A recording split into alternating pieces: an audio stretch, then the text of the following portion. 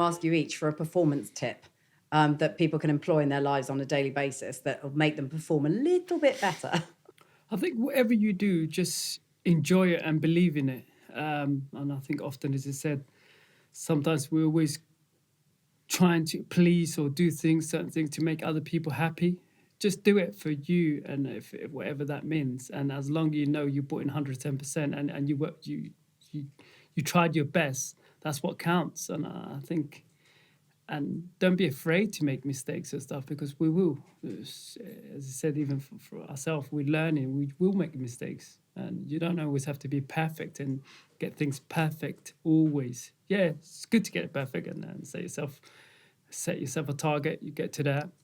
But don't think you're going to get that target straight away. Just keep taking step forwards. And then when you're there, go, okay, I've done that. What's next again? That's a bit like what Ben often says to our daughter. It's okay to lose, just don't make a habit of it. Sort of.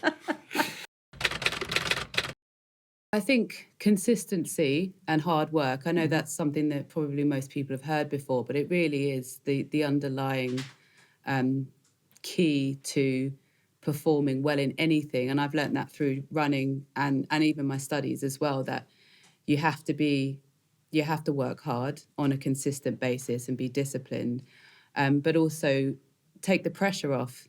Don't put as much pressure on yourself, because the pressure we feel most often is put on by ourselves. It's not you have the ability to control how you feel and how you perceive something, and pressure makes a huge difference. So I think if you take pressure off and don't tell yourself that what you're doing is super crucial or the be all and end all, for me that's helped me perform better in what I do.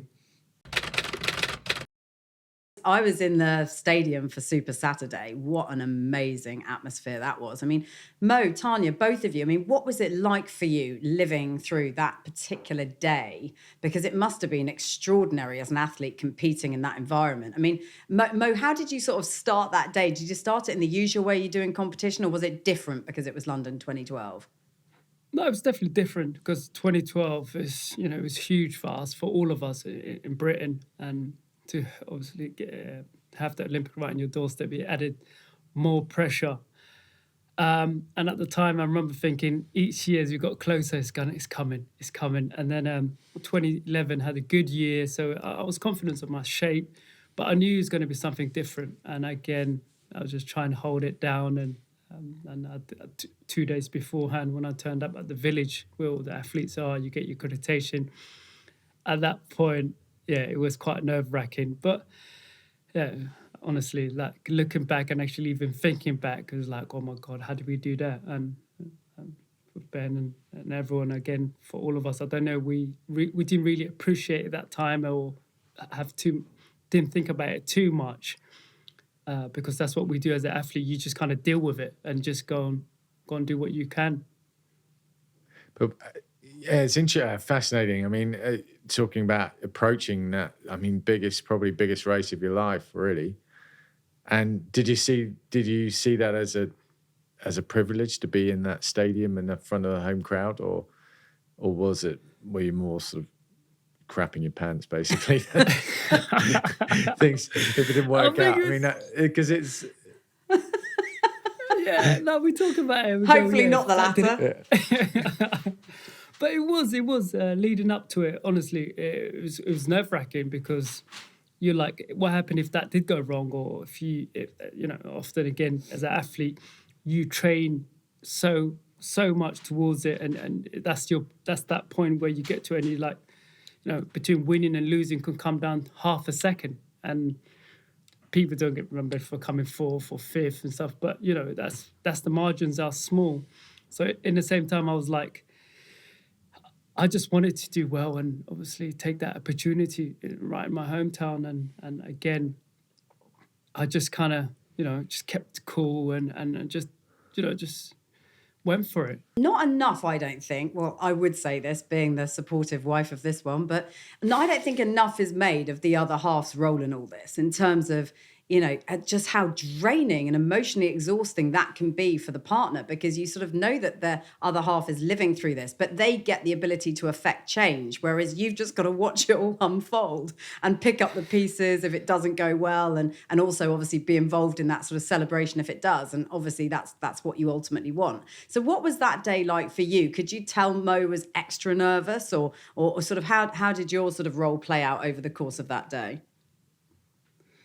Well, I was definitely a nervous wreck. I don't think I slept the night before, and obviously being heavily pregnant as well made it even harder. But I always try and keep whatever I'm feeling away from Mo, and not let on, just not to add any extra emotional pressure. But he was definitely chilled, normal. I think he called me from the warm-up track just before they went on to the track, and he always seems pretty cool and relaxed. Even if he's not feeling it, he doesn't show any nerves, which makes me feel better, because I'm so nervous. And I remember feeling really sick. I just like you want to vomit, because you have no control over what's going to happen. And it takes 25 laps of running, whereas, in other events, it's over quite quickly. This one, you've got to watch it unfold for it's like quite a painful process to watch, knowing it's all going to come down to the last, four laps. From 4 laps out, that's the business end of the race. And then the last lap itself is it's horrible to watch, because anything can happen. And I remember when he came out actually onto the track to the start line, and he walked right past where I was sitting, and I ducked down so he couldn't see me, because I didn't want him to be conscious that we were watching. I don't know why, but I didn't want him to see me. And yeah, just watching that race was really hard, because I knew he was in shape to win, and he'd never been in a better position than he was that day. So if he didn't win, I knew that it would have been for him a disaster. Do you have any idea of Mo's game plan, Tania, in terms of the strategy, how he's going to run the race? Does he talk to you about that, or are you just sort of like everyone else is there? I have a good idea based on previous races that he's raced. You get to know what his tactics are, and usually he'll tell me sort of he tries to wind it up in the last kilometre of the race, and he's got a certain time he wants to hit in the last K and then the last lap as well. And if he hits those times, he's won the race. So I always know that he's going to start off at the back and take it easy for the first 5-10 laps. And then he'll start moving to the front and playing with the guys. And last lap is when he goes for it, and he always wants to be at the front when the bell hits. So if he's not at the front when the bell hits, then I know there's a problem. Yes. Mo, are you aware of what you put Tania through when you race?